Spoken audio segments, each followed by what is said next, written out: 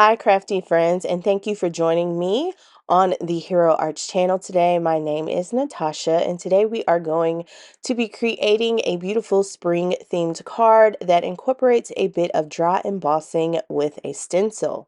To begin, I am grabbing some Dove White cardstock and I'm going to cut this down into A2-sized panels. You will end up needing a total of 3 of these A2-sized panels. I will be stenciling using the tulip layering pattern stencil as well as the die that goes with it. We will be die cutting out these tulips for the card. So there are 4 stencils included in this pack to create the details of the tulip bloom and to create the details of the stems and other little leaves that you can use and die cut out. So to begin, I'm grabbing my reactive inks.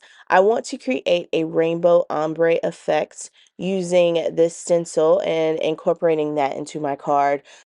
I use my Hero Arts blending brushes to add color to this stencil. So I'm lightly adding color on stencil 1. With all of the colors that I use, I lightly blend out my ink.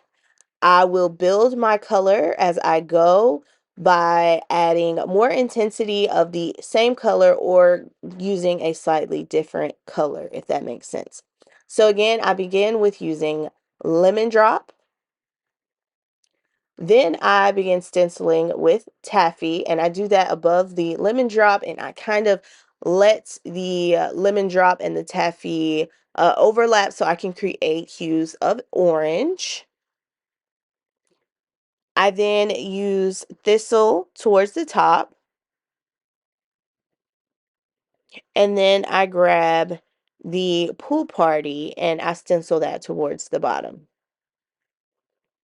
Again, I am lightly blending these colors through the stencil. I want this to be a very soft, springy card, and we can always add intensity with other shades of these reactive inks. Now on to stencil 2. I want to add more intensity of color, so I am really picking up a lot of ink of the lemon drop and I'm adding that over the previous area. For the pink toned tulips, I am going to use Berry Smoothie and add that over the taffy tulips that we already blended.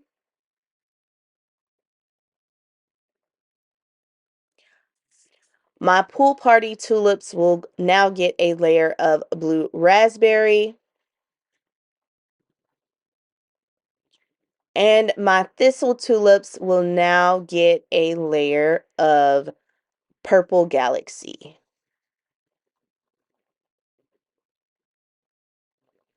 So again, you can add intensity using the same color or just go a shade darker and add that on. I did use a baby wipe and I wiped down instead of using a dry wipe and wiping across. So I do have a bit of purple on all of my tulips, but it adds a little bit of depth, so I just went with it.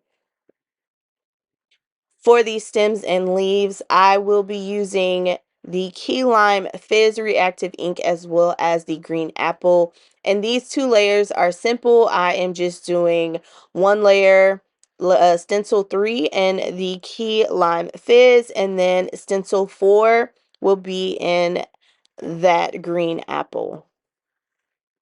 Once all of my ink blending and stenciling is complete, this is what I am left with, and I'm going to run that through my die cut machine, and we have all of these beautiful tulips die cut out. Moving right along, it is time to create our faux Polaroid. I guess you can say I'm using the square scallop infinity dies, that third largest one, and I'm going to place that on my card panel and die cut that out so it is centered, but it is closer to the top of that panel. With that complete, I grab the butterfly pattern stencil and I am going to use that to add some texture to this panel. So to do that, you need to grab your die cut machine as well as the embossing plate. And for this card and my machine, I'm using an Empress. I use my shims because the stencil is significantly thinner than if I were using an embossing folder. My cutting plate sandwich may differ from yours, so be sure to see what an embossing sandwich looks like for your machine specifically. You may need to add shims of cardstock or metal shims like I do. Here is how my embossing turned out, and for me, pressure is key. I love this technique because I am able to stretch my stencil stash. Now I have my third A2 size panel, and I'm using the residual inks that are left on my brushes to create a background for that window opening that we created on our faux Polaroid. I am just going to blend those colors to create a soft rainbow. Once that is complete, I will now grab all of my tulip die cuts as well as some foam tape, and I am going to add that foam tape to the back of our now embossed Polaroid panel so I can begin to pop up the tulips that we created. I begin by using my tweezers to place them. I have the foam tape mainly at the bottom of this square, so that is where I'm trying to anchor my tulips, and I would also like some of them to be along the bottom left and right sides of that square as well. You can add as many or as few of these tulips as you would like. My goal is to use most, if not all of them. I will say that this process can be a bit tedious because you will be flipping from front to back, but the final result of this card is worth the work. So I started with the card facing me, and then I flipped it over just to make sure that I was placing each end of the tulip or the leaves on the actual piece of foam tape that I have. I also flip it back to the front to make sure I don't have all of the yellow flowers in one spot and all of the pink flowers in a different spot. I tried to spread the tulips out as much as I could. So you are just going to continue this on until you again have used as much of these tulips and greenery as you would like. Once I am happy with how things are looking, I add this panel onto our rainbow blended background that I created. And I then go in and add a few more of the larger tulips that I have left using my precision glue. And I just make them hang out of the flower box to make them look like they are coming out of the card. Again, I wanted to use as many of these full-size tulips as I could, so I do go in and continue filling in spaces, tucking the tulips in. I add glue to the bottoms of the tulips and I allow the tulip bulbs to pop up. The precision glue holds everything in place pretty well, so it gives the extra dimension without me having to add any foam tape to the backs of these small flowers.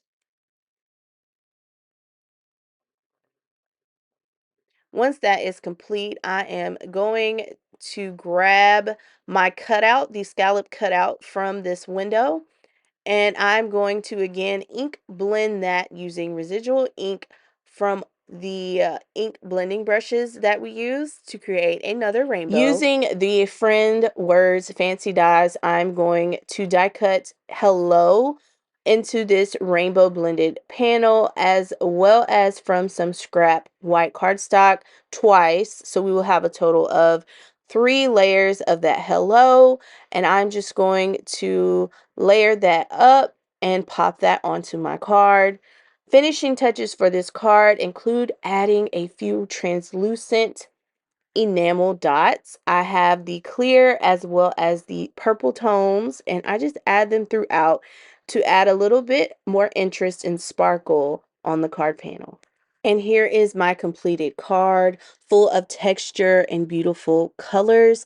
I hope you have enjoyed this video tutorial, and thank you for joining me on the Hero Arts page. Have a great day.